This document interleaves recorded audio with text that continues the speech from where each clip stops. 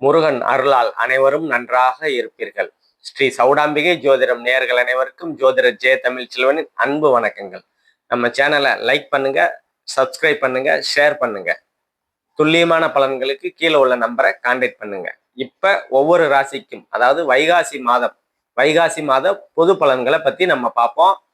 வைகாசி மாசம், போன மாசம் வரைக்கும் சித்திரை மாசம் சூரியன் வந்து உச்சநிலையில இருந்திருப்பாரு.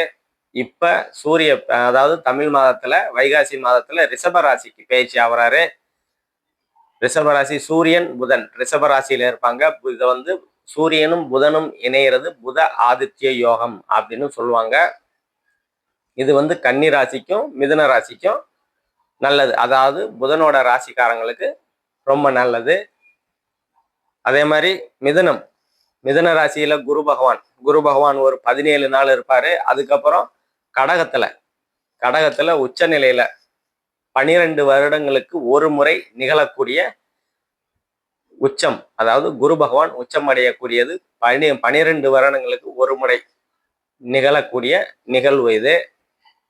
இந்த மாதத்துல ஒரு 17 நாள் மட்டும்தான் மிதுனத்துல இருப்பாரு. அதுக்கப்புறம் கடக ராசிக்கு குரு உச்சம் அடைவார். சுக்கிரன் வந்து மிதுன ராசியில தான் இருப்பாரு. ஒரு 23 நாள் மிதுன ராசியில இருப்பாரு. அதன் பிற்பாடு அவரும் கடக ராசிக்கு வந்துருவாரு. கேது பகவான் வந்து சிம்ம ராசியிலையும், ராகு பகவான் கும்ப ராசியிலையும் இருப்பாரு. அதே மாதிரி சனி பகவான் மீன ராசியில இருப்பாரு சனி பகவான். அதே மாதிரி செவ்வாய் வந்து ஆட்சியா தன்னோட வீட்டுல ஆட்சி பலமா மேச ராசியில இருப்பாரு. 30 நாளும் அங்கதான் இருப்பாரு. இதுதான் இந்த மாதத்திற்கு, அதாவது வைகாசி மாதத்திற்கு உண்டான கிரக நிகழ்வுகள். இதை வச்சு ஒவ்வொரு ராசிக்கும் இந்த மாதம் பொது பலன்கள் எப்படி இருக்குது, ஒவ்வொரு ராசிக்கும் தனித்தனியா பார்ப்போம். மேசராசி நேயர்கள் அனைவருக்கும் வணக்கம். மேசராசியோட ராசி நாயகன் செவ்வாய் வந்து உங்க மேச ராசியிலேயே, அதாவது உங்க ராசியிலேயே இருக்கிறது ஒரு நல்ல விசேஷம்தான். என்ன தன்னம்பிக்கை, தைரியம் அதெல்லாம் வந்து நல்ல முறையில இந்த மாதம் இருக்கக்கூடிய சூழ்நிலைகள் உங்களுக்கு நல்லாவே இருக்கும்.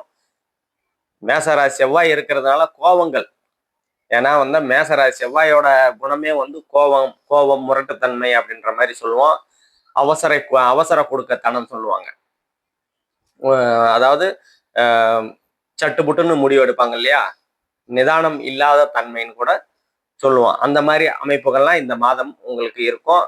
கொஞ்சம் அதை கோபத்தை குறைச்சி கொஞ்சம் பக்குவமா நடந்துக்கிறது இந்த காலகட்டத்துல உங்களுக்கு ரொம்ப நன்மையை கொடுக்கும். அதே மாதிரி 2ஆம் இடம் தனம் வாக்குஸ்தானம், தனம் குடும்பம் வாக்குஸ்தானம்னு சொல்லுவோம். அதுல சூரியன் புதன் 2ஆம் இடத்துல இருக்கிறது ஒரு விதத்துல நல்லதுதான். இதை வந்து புதன் ஆதித்ய யோகம்னு சொல்லுவோம்.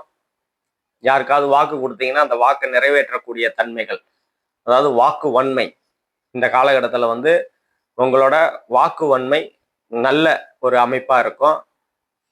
அதே மாதிரி பொருளாதார முன்னேற்றம் நல்லாவே இருக்கும். குடும்பத்துல ஏதாவது பிரச்சனைகள் இருந்து வந்த பிரச்சனைகள்லாம் சரியாகக்கூடிய ஒரு அற்புதமான தன்மைகள் உங்களுக்கு இந்த காலகட்டத்தில் இருக்கும். அதே மாதிரி 3ஆம் இடத்துல குரு பகவான் சுக்கிரன் புதன் வந்து ஒரு 15 நாள் அங்கதான் இருப்பாரு. 2ஆம் இடத்துல ஒரு 15 நாள், 3ஆம் இடத்துக்கு ஒரு 15 நாள் தன்னோட ஆட்சி, அதாவது மிதுன வீட்டுக்கு போயிடுவாரு. ஆட்சியா இருப்பாரு அங்க புதன். 3 சுபகிரகங்கள் 3ஆம் இடத்தோடு தொடர்பு கொள்றாங்க. இதனால இளைய சகோதரி அவங்க மூலியமா, இளைய சகோதரி மூலியமா அனுகூலங்கள், ஆதாயங்கள், நன்மைகள் உங்களுக்கு கிடைக்கக்கூடிய ஒரு அற்புதமான காலகட்டங்களா இருக்கும். அதே மாதிரி தகவல் தொழில்நுட்பத்துறைன்னு சொல்லுவோம்.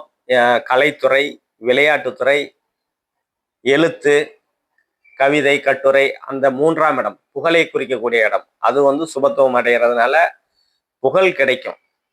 இந்த துறை சார்ந்து வாய்ப்பு கிடைக்கலன்னா கண்டிப்பா வாய்ப்பு கிடைக்கும். கிடைச்ச வாய்ப்புல புகழ் பெறக்கூடிய அமைப்புகள்லாம் இந்த காலகட்டத்துல உங்களுக்கு நல்ல விதமா இருக்கும். அதே மாதிரி 3ஆம் இடம் வந்து வெற்றியை குறிக்கக்கூடிய இடம். ஒரு விஷயத்துல ரொம்ப நாளா வந்து முயற்சி பண்ணிக்கிட்டு இருக்கிறேன், அதுல வந்து தோத்துக்கிட்டே இருக்கிறேன், அப்படின்னா மேசராசிக்காரங்க இந்த காலகட்டத்தில் முயற்சி பண்ணி வெற்றி அடையக்கூடிய அமைப்புகள், புகழ் அடையக்கூடிய அமைப்புகள்லாம் இந்த காலகட்டத்தில் உங்களுக்கு நல்ல விதமாக இருக்கும்.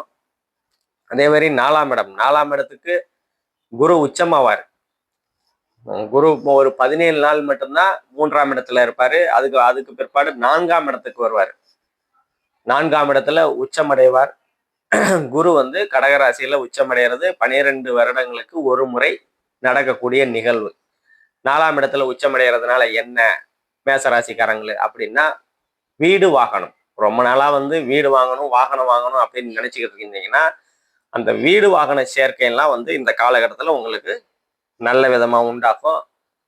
அதே மாதிரி தாய் வழி உறவுகள்ல அனுகூலங்கள், ஆதாயங்கள் உங்களுக்கு இந்த காலகட்டத்தில் கிடைக்கக்கூடிய நல்ல அமைப்புகள்லாம் இந்த காலகட்டத்தில் உங்களுக்கு இருக்கும். தாய் வழி உறவுகளால், தாய் மாமன்களால் அனுகூலங்கள், ஆதாயங்கள் இருக்கும்.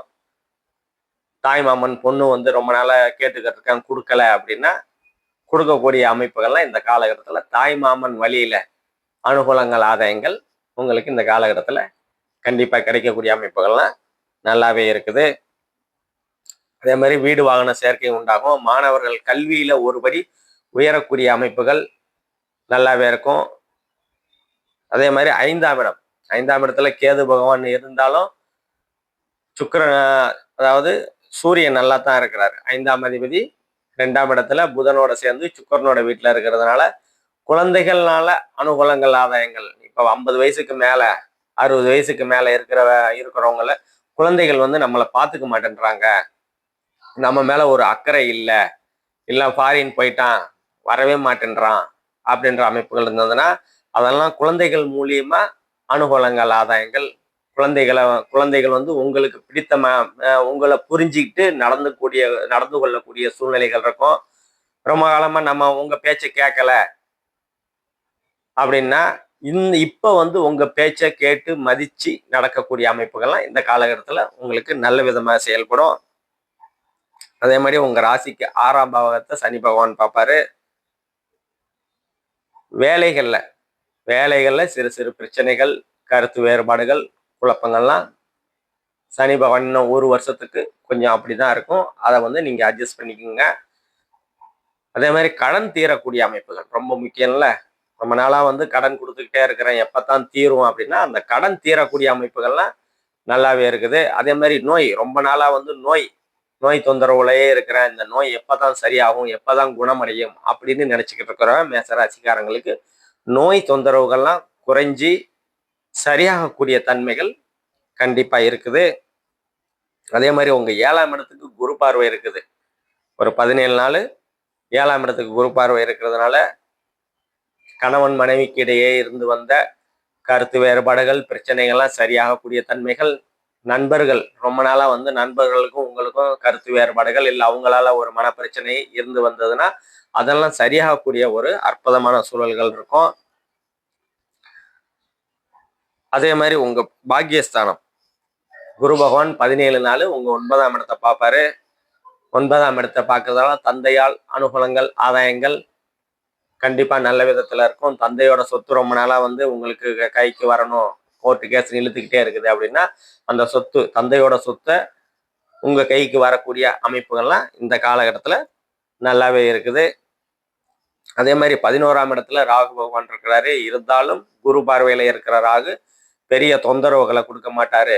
11ஆம் இடத்துல என்ன இருக்குது அப்படின்னா மூத்த சகோதர சகோதரி உறவுகளால் சிறு மனக்கசப்புகள் வந்து அது சரியாகக்கூடிய அமைப்புகள் உங்களுக்கு கண்டிப்பா இந்த காலகட்டத்துல உண்டு. அதே மாதிரி 12ஆம் இடம் விரயஸ்தானத்துல இருக்கிறாரு. இப்ப உங்களுக்கு வந்து விரய சனி நடந்துட்டு இருக்குது. 7.5 சனியில இப்பதான் வந்து ஒரு வருஷம் கடந்துட்டு இருக்கீங்க. பணங்காசுகள் வந்து கொஞ்சம் விரயமாகக்கூடிய தன்மைகள் இருக்கும். 2ஆம் இடத்தை பார்க்கிறாரு. பொருளாதார முன்னேற்றத்தை கொஞ்சம் 3ஆம் பார்வையா சனி பார்க்கறதுனால 2ஆம் இடத்தை பொருளாதார தடை கொஞ்சம் இருக்கதான் செய்யும். கையில இருக்கிற காசு கரையக்கூடிய அமைப்புகள் இருக்கும். அதை கொஞ்சம் கவனமா கடந்து போங்க. இப்ப நம்ம சொன்னது எல்லாமே பொது பலன்கள் தாங்க. துல்லியமான பலன்கள் வேணும் அப்படின்னா கீழே உள்ள நம்பரை கான்டாக்ட் பண்ணுங்க. நன்றி, வணக்கம்.